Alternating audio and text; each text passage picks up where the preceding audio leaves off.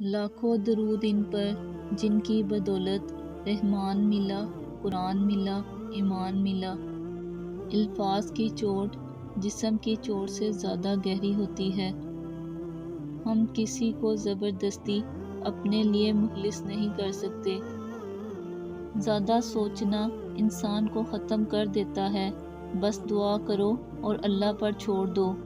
زندگی کبھی بادشاہ نہیں ہونے دیتی، سب کچھ دے کر بھی ہمیں فقیر ہی رکھتی ہے، کسی نہ کسی سے محروم اور کسی نہ کسی کے لیے ترسا ہوا۔ کچھ لوگ ہمارے ہمدرد ہوتے ہیں اور کچھ لوگ بس درد ہوتے ہیں۔ خالق کے خیال کو چھوڑ کر مخلوق کے خیال میں گم رہنے والا انسان دین و دنیا کے خسارے میں رہتا ہے۔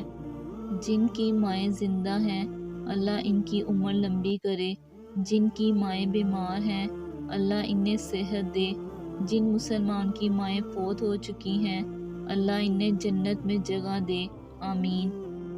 عمر کا تعلق سالوں سے نہیں ہوتا، بعض اوقات انسان عین جوانی میں صدیوں پرانا ہو جاتا ہے۔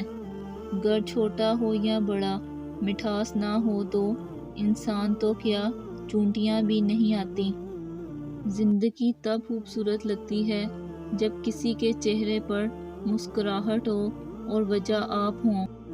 کسی ایک کے لیے خوبصورت رہنا کافی ہوتا ہے۔ آہستہ آہستہ دل بھی بنجر ہو جاتے ہیں، برے رویوں سے، تلخیوں سے اور نفرتوں سے۔ اللہ تمہاری دعاؤں کو نصیب سے ہارنے نہیں دے گا، اور یقین رکھو موجزے صبر کرنے والوں کے لیے ہیں۔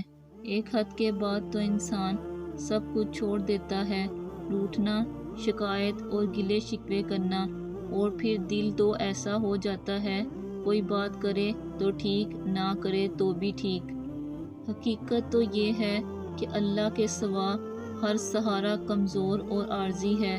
لوگوں پر جتنا اعتبار بھی ہو، مگر ان کے لیے اپنی زندگی کے کمروں میں سے صرف مہمانوں والا کمرہ ہی کھولیں۔